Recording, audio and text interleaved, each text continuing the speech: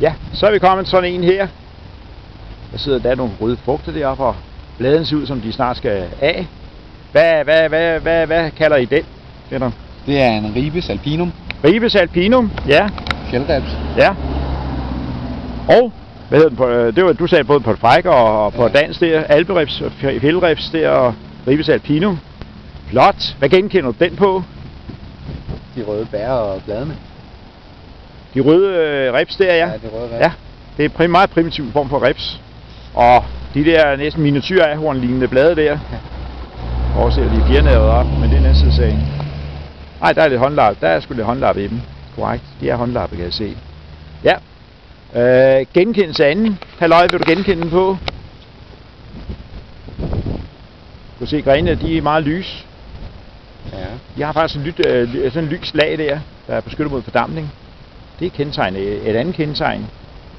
Det ligger sådan lige en gang Aarhus halløj derpå. Ja, der er beskyttet mod fordampning simpelthen.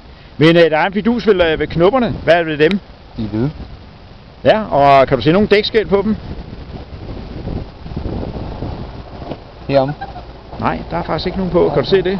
Nej. Den kan simpelthen snyde. Simpelthen. Og dermed sige 0 skæld på, og dermed kan vi springe lynhurtigt ud. Ganske enkelt. Og dermed har I den meget tidligt om foråret. Du har ikke meget tid at gå på det. Hvad vil vi bruge den til?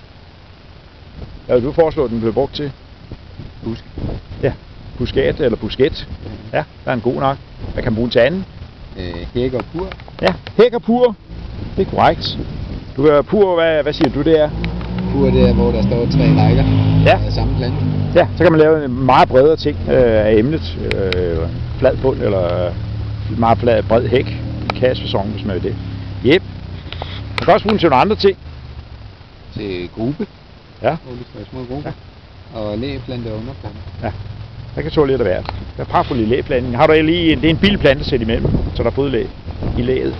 Meget billig plante. Jep. Jeg tror, vi har den der. Godt siger. Hvad kan den tåle godt siger? Lynhurtigt. Alle slags lys. Ja. Og meget hård vind. Alle slags lys og hård vind, ja. Okay.